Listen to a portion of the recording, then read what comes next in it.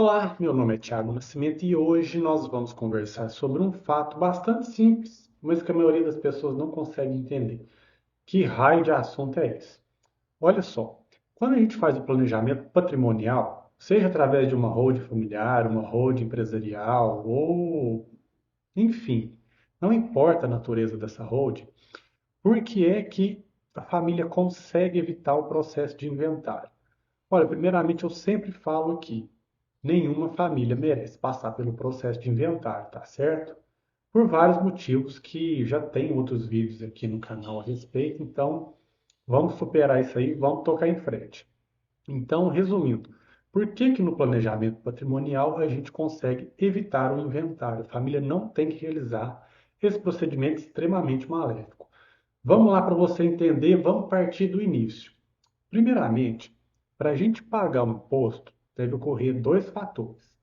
Quais fatores são esses? Primeiro de tudo, esse imposto ele deve ter previsão na lei, ou seja, precisa de uma lei dizendo o seguinte: olha, se acontecer determinada situação, você tem que pagar esse imposto, certo? Qual que é o segundo princípio, o segundo fator preponderante para você ter que pagar um tributo? É ocorrer um determinado fato que te obrigue a pagar esse imposto. Como assim, Thiago? Não entendi. Vamos aqui partir de um imposto que todo mundo conhece, o IPVA. Por que que você tem que pagar o IPVA? Por esses dois fatores que eu disse para você. Primeiro deles, o IPVA tem previsão na lei, certo? E segundo, qual que é o fato que tem que acontecer para você ter que pagar esse tributo? Simplesmente você ser proprietário de um veículo automotor. Ou seja, você tem um carro no seu nome? Pronto, não precisa de mais nada. Você já tem que pagar o IPVA. E é justamente esses dois fatores, previsão legal e fato gerador, que precisam para que um determinado imposto seja obrigatório para fins de pagamento, certo? Vamos então lá para o imposto da herança. O que que precisa acontecer para uma família ter que pagar esse imposto que ele é tão maléfico? Esses mesmos dois fatores. Quais são eles? Primeiro, previsão legal. Segundo, o evento falecimento. Ou seja, algum titular daquela família, algum integrante daquela família venha falecer e deixa bens em seu nome, ele precisa transmitir para os herdeiros. E o que que vai acontecer? Precisa passar pelo processo de inventário e é nesse processo que vai pagar esse imposto chamado ITCMD, certo? Então vamos lá. E o que que aconteceu então? Nós tivemos a obrigação legal e tivemos o fato gerador do imposto. Qual que é o fato gerador? A ocorrência do evento, falecimento. Beleza? É isso aí. Num planejamento patrimonial da família, por que que não precisa fazer então um inventário? Pensa só comigo. Nós, seres humanos, temos um prazo de validade, certo? A gente não sabe o dia nem quando, mas a gente sabe que uma hora nós não vamos mais estar aqui. Agora pensa só, se a gente constituir uma instituição e colocar o nosso patrimônio lá dentro, essa instituição, ela não vai ter um prazo de validade determinado como o nosso. Como assim, Tiago? Do que você está falando? Não estou entendendo é nada. Olha só, quando a gente vai constituir o sistema de planejamento patrimonial de uma família, o que que a gente faz? A gente vai institucionalizar o patrimônio. Como assim? Simplesmente pegar todo o patrimônio daquela família, junta tudo, põe dentro de um cesto aqui e vamos colocar aí dentro de uma pessoa jurídica, de uma empresa, como muitos gostam de dizer também. Quem vai passar então a ser o dono de todo o patrimônio daquela família? Essa instituição, essa pessoa jurídica, essa empresa que é criada justamente para administrar os bens daquela família. Então, se a gente for pensar, olha só, o patrimônio que antes estava em nome do pai e da mãe vai todo para aquela instituição familiar, aquela pessoa jurídica. E a quem pertence essa pessoa jurídica? A família, certo? Quem podem ser os titulares? Pode ser o pai e a mãe, pode ser o pai, a mãe e os filhos. Isso depende muito do modo de organização, tá certo? Então, se a gente for pensar, olha só que interessante. O patrimônio sai do CPF, das pessoas físicas que têm um prazo de validade, e entra em nome de uma empresa, de um CNPJ que não precisa ter um prazo de validade determinado. Porque a empresa pode durar 50 anos, 10 anos, 100 anos, 1000 anos, não importa. A pessoa jurídica ela pode durar uma geração inteira, duas gerações, três, enfim. O que que vai acontecer?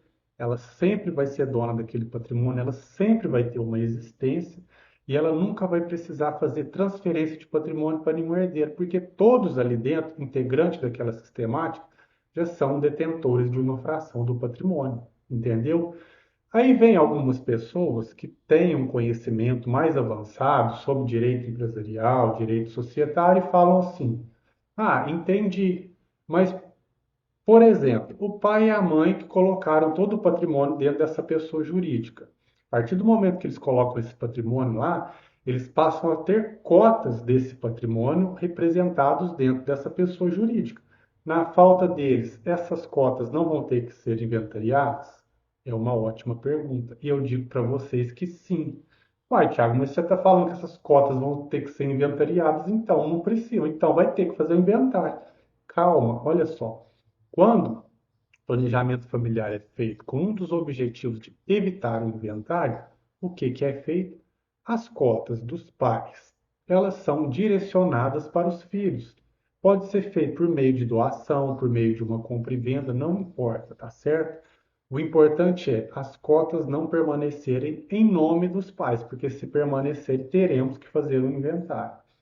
E sobre essas cotas, a gente pode gravar com reserva de usufruto, com empenhorabilidade, incomunicabilidade, enfim, várias cláusulas para proteção do patrimônio, uma série de circunstâncias que também ajudam a proteger e organizar ainda mais aquele patrimônio, certo? Thiago, não ficou muito claro. Volta aí para ver se eu entendo melhor. Você me disse o seguinte: o pai e a mãe colocam o patrimônio todo deles lá dentro. Depois eles transmitem para os filhos. Pode ser por meio de uma compra e venda, por meio de uma doação. Mas e aí, por que que não precisa então fazer um inventário? Vamos pensar no planejamento patrimonial feito exclusivamente para evitar o inventário. O que que o pai e a mãe então vai fazer? Eles vão pegar o patrimônio deles, colocarem dentro dessa instituição e vão doar esse patrimônio para os filhos. Tiago, entendi. Se vai doar, eles não vão ter mais nada, então na falta deles não vai precisar fazer o inventário. É isso mesmo. Mas aí vem outras pessoas que também são mais antenadas no assunto e falam assim: Tiago, então é melhor fazer uma doação? E aí um ponto muito interessante.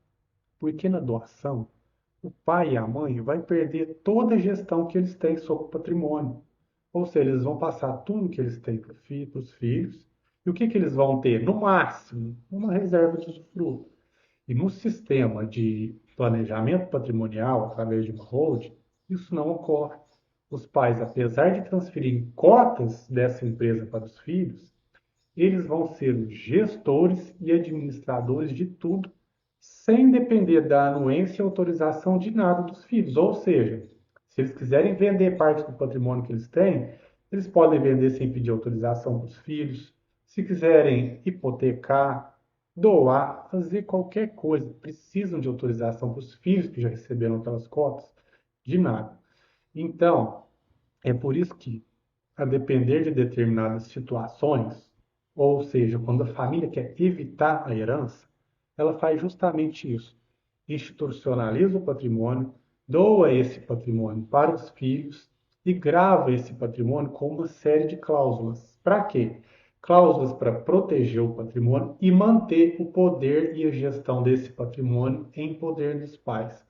No fritar dos ovos, como que fica tudo isso? Fica ótimo. Sabe por que que fica ótimo? Porque os pais vão continuar mandando no patrimônio da mesma maneira como eles fazem hoje, sem qualquer organização, e futuramente, na falta deles, os filhos não vão precisar passar por esse processo penoso, desgastante e caríssimo que é o processo de inventário. Tá certo? Espero ter sido claro. Se não fui, por favor, entre em contato comigo através das redes, através aqui dos comentários, enfim, por onde você achar melhor. A gente se vê no próximo vídeo. Valeu, um abraço.